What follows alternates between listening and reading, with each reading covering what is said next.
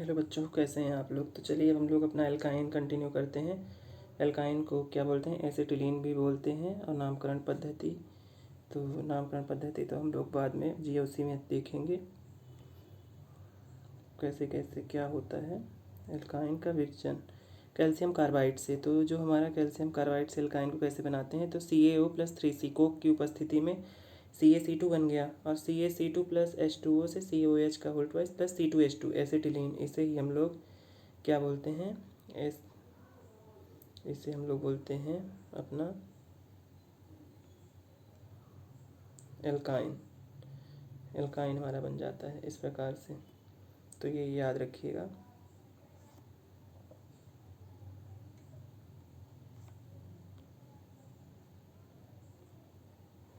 इसमें भी यही प्रथम 3 सदस्य गैस, अगले 8 सदस्य द्रव और उच्चतर सदस्य ठोस होते हैं।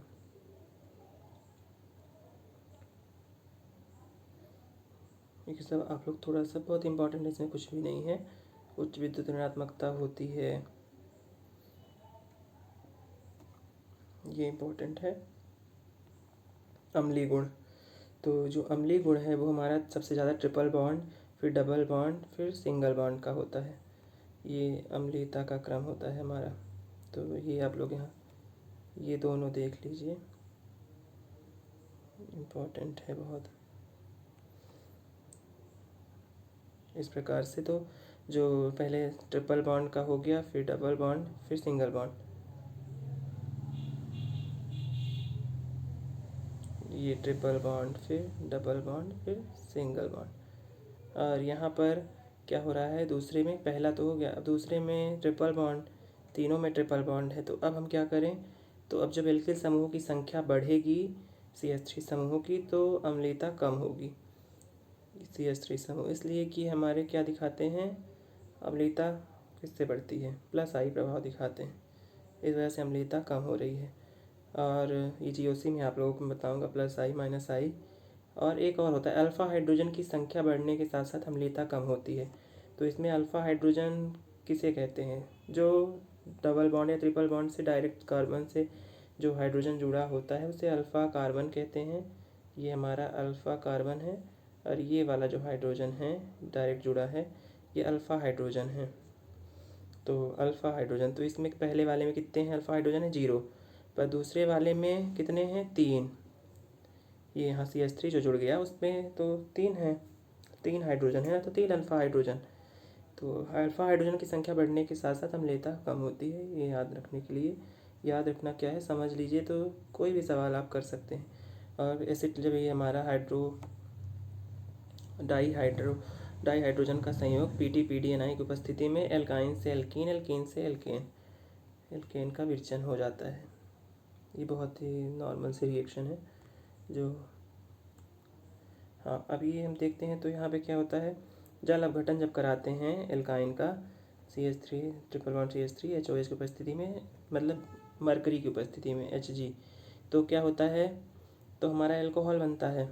और एल्कोहल का फिर क्या हो जाता है, समावयवन हो जाता है, जिससे कि एल्डिहाइड बन जाता है। ये यहाँ पर आप लोग याद रखिएगा, ये दिख रहा है ना, ये CHO बन गया, ये हमारा एल्डिहाइड ग्रुप जुड़ गया। पहले क्या था, पहले एल्कोहल था, ये OH था। पहले क्या था, ये OH ग्रुप था। इस प्रकार से ये याद रखना है। अब आगे चलते हैं। चक्रीय बहुलीकरण, लाल तप्त लौह नलिका की उपस्थिति में जब हम एल्काइन को गर्म करते हैं 873 केल्विन पर, तो बेंजीन बनती है।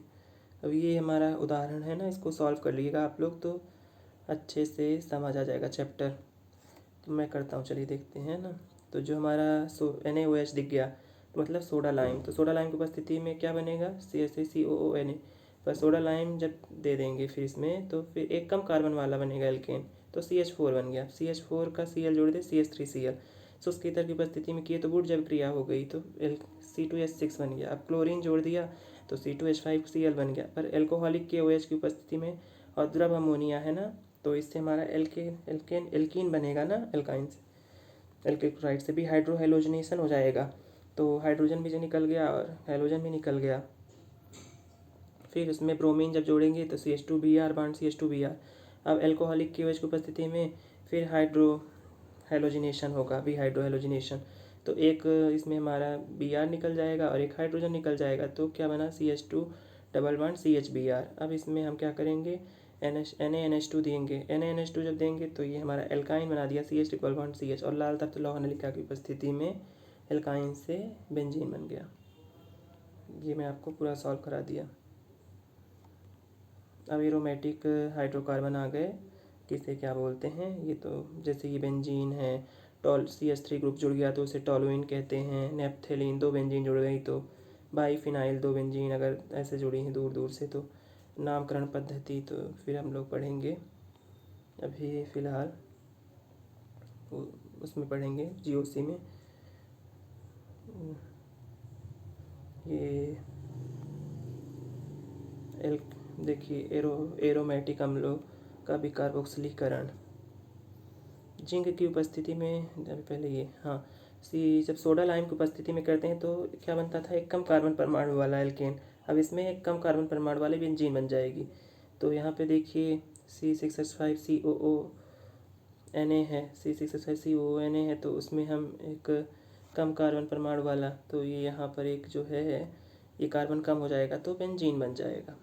इस प्रकार से फिनॉल की जिंक से क्रिया, तो जिंक से जब क्रिया कराएंगे तो बेंजीन बन जाएगी। हमेशा याद रखिएगा कि जिंक की उपस्थिति में फिनॉल को गर्म करने पर हमेशा बेंजीन बनती है। और इसके गुणधर्म जो है, भौतिक गुणधर्म अध्रुवीय अणु है, और एरोमेटिक हाइड्रोकार्बन जल में अमिश्रणी तथा कार्बनिक विलायकों में विलेय होते हैं। रासायनिक